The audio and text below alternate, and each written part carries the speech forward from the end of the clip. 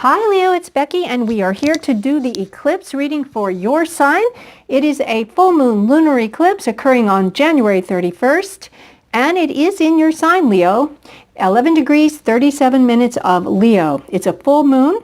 It's called a supermoon because it will appear larger in the sky because the moon is actually closer to the earth, and it's called a blue moon because it's the second full moon in January. Now, the power of this full moon will be extremely intense. Powerful energy, and you are going to experience any kind of changes in your life in the first house of the zodiac wheel. The first house is the house of you. So it is going to affect you on all kinds of levels.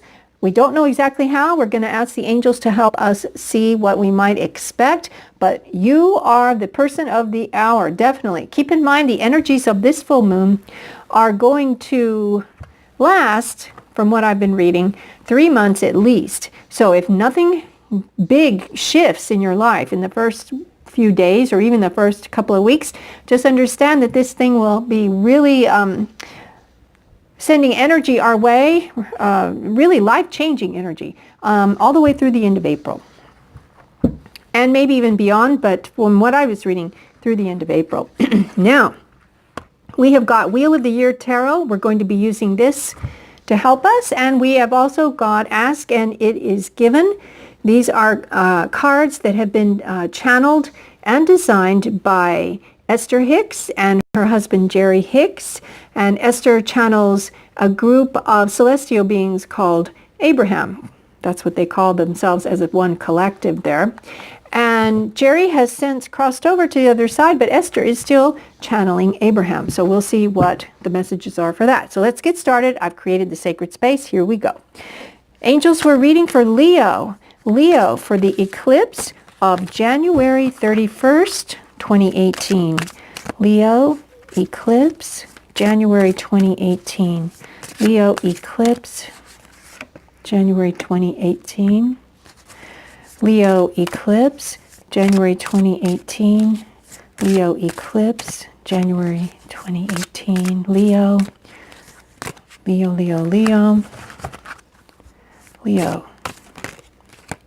Okay. Two wanted to come out, and I'm not sure. I'm gonna take all three. I think I need to take all three. Okay. So let's go ahead and turn these over.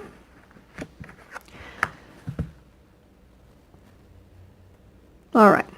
Now, the two that came out together were these, and I'm not sure. I think, yeah. Okay, that's the order it should go in, exactly that. Okay, let me just verify that you can see everything so far. Yes.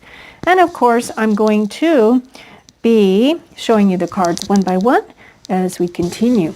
All right, here we go. We have the Two of Cups is the first card here, and you can see it's a lovely card. Then we have the Ten of Swords, which I'm happy actually to see, better than the 9.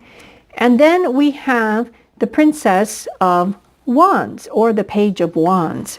Let's get started now. In the first position here, what we see is we've got a couple. This is, to me, the soulmate card. It is a delightful card full of promise of true love and possibly an official union of some kind, whether it's a marriage or something like a marriage. It's definitely a committed relationship, and these two people only have eyes for each other, okay? And it is, in some ways, either a twin flame or soulmate card, whatever you associate with those terms. It definitely is true love and true, genuine, heartfelt feelings toward one another. Then we have got the Ten of Swords. What does this mean, this Ten of Swords? Well, you can see here from, let me get the card here. You can see here that this person is at a grave site. And they've come through a lot. And they've had to bury whatever it is here and let it go and release it, because now it's done. Whatever these 10 swords were about, it's done and over. It's time to let that go. And then we move on to the Princess of Wands. Now look at this card, Leo. Wands is fire energy. And we've got it here. You, Leo, as you may know, are a fire sign. She's dressed in this fiery orange, beautiful dress. She's a redhead. This is full of nothing but fire. And what have we got here? We've got love letters tied with red ribbons and sealed with red wax. And she's holding 2 roses. There's a yellow rose over here and a red one in her hand, and she's peering out over the horizon. So if we put these all together, Leo, what we can say is this. This eclipse energy is going to be affecting how you, basically your outlook on love, how you feel about love, and how you proceed from this point forward in love. Now what we can see here is that something has occurred coming up to this moment in time. It may have been in the distant past and you're still feeling some residual energy from it, or it may have been happening recently. But whatever it is, Spirit is saying, hey Leo, embrace this energy. Put down any fears that you have about love. Why? Because you have to let it go. It's not healthy to hang on to something that's already dead and decaying. Okay? So whatever happened to you, just know and take comfort that the worst hardships, or even heartaches, if there were any, the worst of it is over. And this full moon lunar eclipse is going to eclipse whatever this feeling was that you had over some loss that you've endured. The full moon lunar eclipse is going to eclipse that energy right out of your life, and it's time to let it go, let it go, let it go. Bury it and walk away from this gravesite. Just walk away from it, because it is no more. It is no more, Leo, because this is what, let me see how to say that. If you can let it go forever, Leo, it's gone, dead, buried.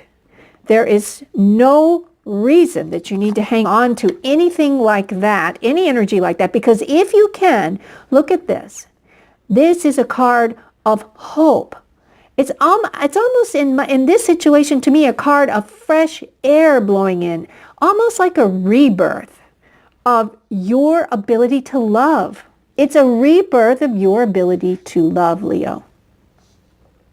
Absolutely. And to be hopeful and to look out onto a new day, Leo, because this is really what you want, and this is what's healthy.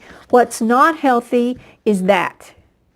And you know what? You cannot get to this fresh new day in love and hot and heavy romance, as you see here. These are love letters. This this wand is a wand of passion and fiery passion. And that is what we see here. It's a fresh new start, full of passion and expectations, joy, fresh air, a new beginning, hopefulness. And the key is to let this go for good, Leo. I could go on and on, but I won't, because this is an eclipse reading, not a whole month reading. But keep in mind, Leo, that this eclipse is going to be with you, especially you, in that first house for about 3 months or even a little longer. But what you're seeing here is a complete restructuring, complete rebirth of how you see and do love, basically. And we're talking about a higher-minded love that is full of joy, beauty, grace, and of course the passion that comes along with that. But you've got to walk away from whatever this was for you. Okay, let's see what we want to hear from these cards from Abraham. Angels, what is the final message for Leo? And we had this eclipse time. We've got, I'm going to take 2, Leo, because I'm feeling 2. Okay, let's take a look. Let me just see what these are. Yes. Oh my gosh, this is incredible. Okay.